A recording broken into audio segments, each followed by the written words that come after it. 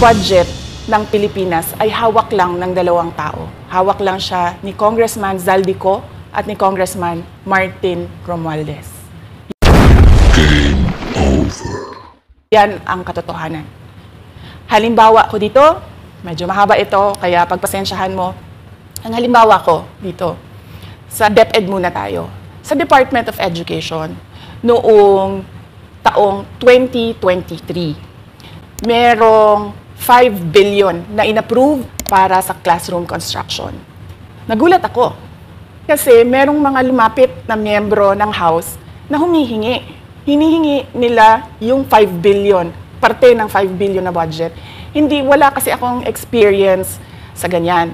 At saka ang pagkakaintindi ko, pag inapprove na yan ng Office of the President, ibibigay na yan, pagdediretso na yon sa approval at trabaho ng Department of Education sa construction ng mga classroom. Nagulat ako, may humingi. Magkano ba ang amin dyan? Magkano ba ang amin dyan? So sinabi ko, hindi pwede ito.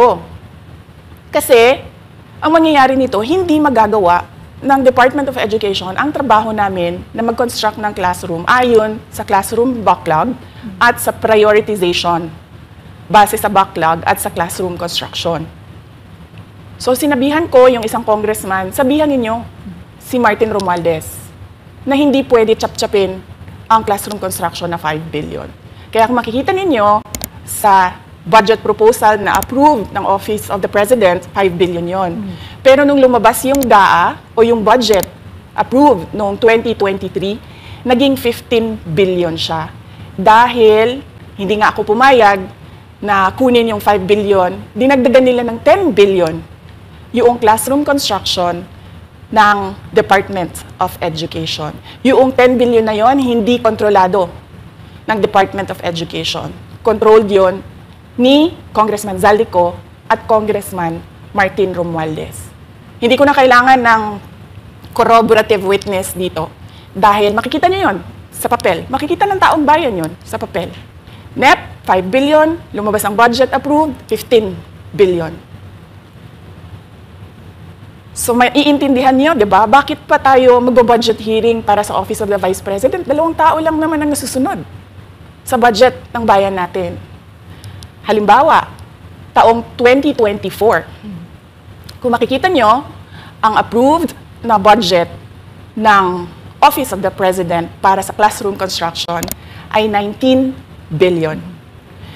Noong lumabas na ang House version ng Appropriations Bill, ay naging 24 billion ito.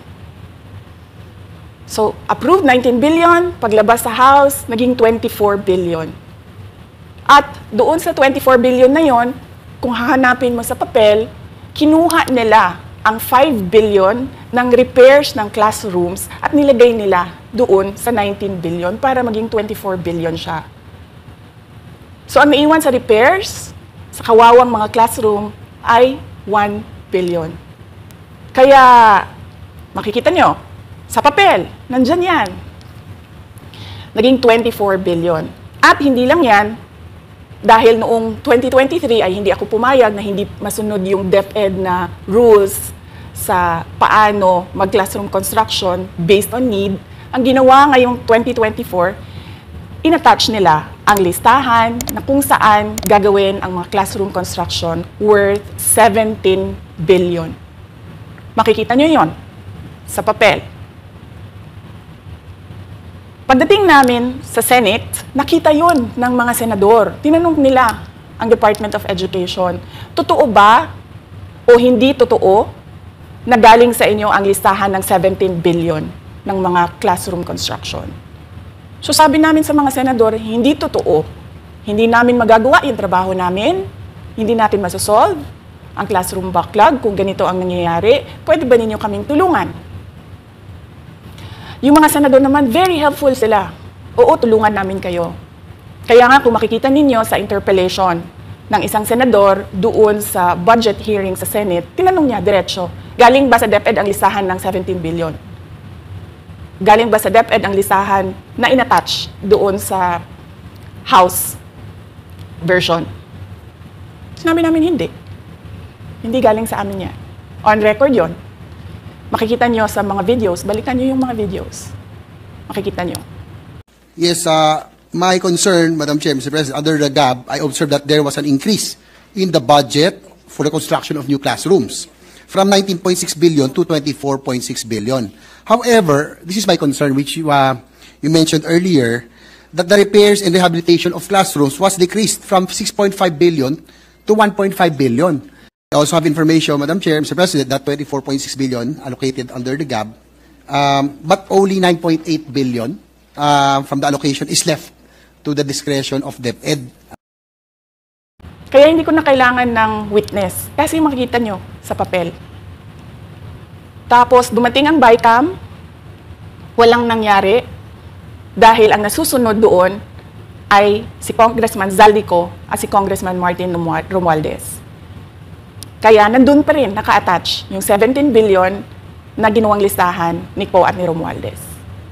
In fact, balik lang ako konti sa'yo ha, kahit yung mga congressman, nakikita nila yung problema ng ginawa nila na pag-attach ng listahan sa budget. Kasi doon sa basic education hearing noong May 2024 ng House of Representatives, merong isang congressman nagreklamo, bakit ang tagal ng classroom construction? Bakit ang tagal? Eh sabi nung USEC ng DepEd, kasi may pabago-bago sa listahan ng DPWH dahil hindi kami ang gumawa ng listahan. Yeah, Mr. Chair, with respect to the 17 billion in Annex A of the GAA, we are not privy on how the school sites were chosen. So, be it as it may. How is it chosen? I'm not privy to that, Mr. Chair. When that gap came out, there was a 14.7 billion Annex A. Then when the committee, the GAA came out, from 14.7 it became 17 billion. So we are not privy to how the list was generated. So dagdag ko lang yan doon sa confirmation na kinuha nila yung budget ng DepEd at isa yan sa mga rason kung bakit ako nag-resign sa Department of Education. Hindi na ako papayag na sa susunod na taon, ganyan pa rin ang gawin nila at ako yung mananagot sa ginagawa nila. Kaya yan yung sinasabi ko, bakit pa tayo mag-question and answer dito para atakihin nyo ako? Eh, ang masusunod lang naman sa budget, 2 tao lang. Let's stick to our plan, atakihin natin ito siya. Walang kinalaman sa kanyang Office of the Vice President 2025 budget proposal.